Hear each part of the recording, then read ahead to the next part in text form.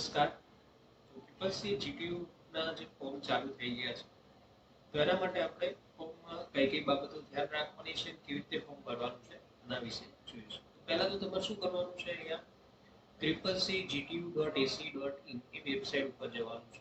ત્યાં ક્લિક કરશો એટલે અહીંયા રજીસ્ટ્રેશન માટે અહીંયા આવે છે, પ્રથમ પ્રયત્નની પરીક્ષા માટે, બરોબર? એ અહીંયા છે. તો ત્યાં ક્લિક કરવાનું છે. ક્લિક કરશો એટલે અહીંયા જે સૂચના આપેલી છે એ પ્રમાણે તમારે જે છે તમારો મોબાઈલ નંબર છે, ઈમેલ આઈડી છે, પૂરું નામ જે છે અને પાન કાર્ડ નંબર ખાસ કરીને દાખલ કરવાનો છે.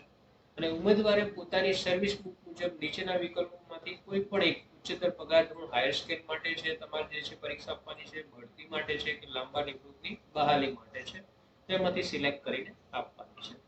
આ વિકલ્પ પસંદ કર્યા બાદ પેન્ડિંગ તારીખની સર્વિસ બુકમાંથી જોઈને તમારે લખવાની રહેશે, બરોબર?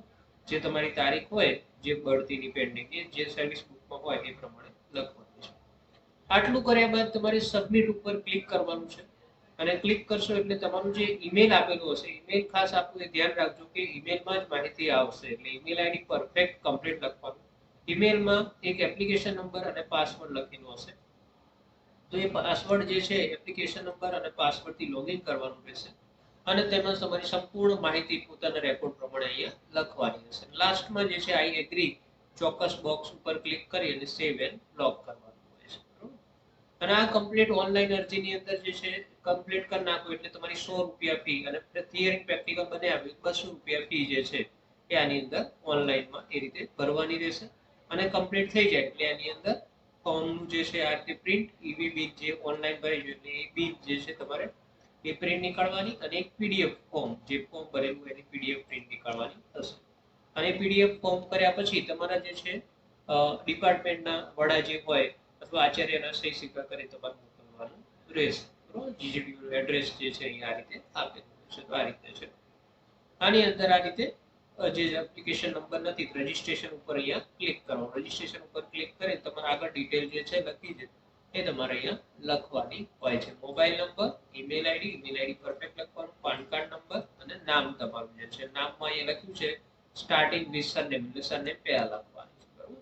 અને હાયર સ્કેલ માટે છે કે પ્રમોશન માટે છે તો અહીંયા લખવાનું, તેના માટે છે. ઉચ્ચતર માટે નવા જે નિમણૂક પામેલા હોય એમનો ઉચ્ચતર માટે છે, ખાસ કરીને ઉચ્ચતર પગાર ધોરણ માટે છે.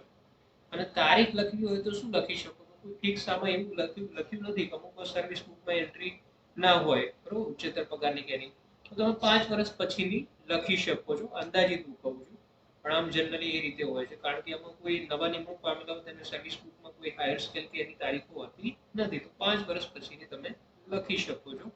અને વધારે કંઈ પ્રોબ્લેમ હોય તો તમે CCGTU જે અમદાવાદ છે એનો કોન્ટેક્ટ કરી શકો છો. તો આ રીતે રજીસ્ટ્રેશન કરો પછી તમારું જે છે એપ્લિકેશન અને પાસવર્ડ જે છે ઈમેલમાં આવશે અને એનાથી લોગિન કરીને બીજી જે ડિટેલ હોય તમારે ભરવાની છે. અને એનું પેમેન્ટ જે આવે એ ઓનલાઈન ભરી અને લાસ્ટમાં એની પ્રિન્ટ નીકાળી અને તમારે આની અંદર મોકલવાનું છે. ચાંદખેડા જીટીયુ જે સેન્ટર છે ત્યાં જે ચાંદખેડા ત્યાં તમારે મોકલવાની રહેશે. તો આ રીતે આની અંદર જે છે તમારે ફોર્મમાં આટલી વિગતો ધ્યાન રાખવાની છે.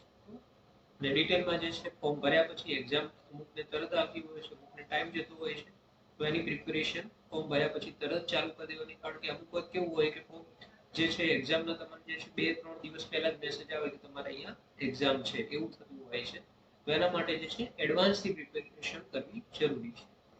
અને પ્રિપેરેશન માટે આપણે ઓનલાઈન કોર્સ જે છે પ્રોવાઈડ કરીએ છીએ, એની ડિસ્ક્રિપ્શનમાં લિંક આપેલી હોય છે, તો એ લિંક ઉપર ક્લિક કરી અને ડાઉનલોડ કરી શકો છો. Thank you for watching this video.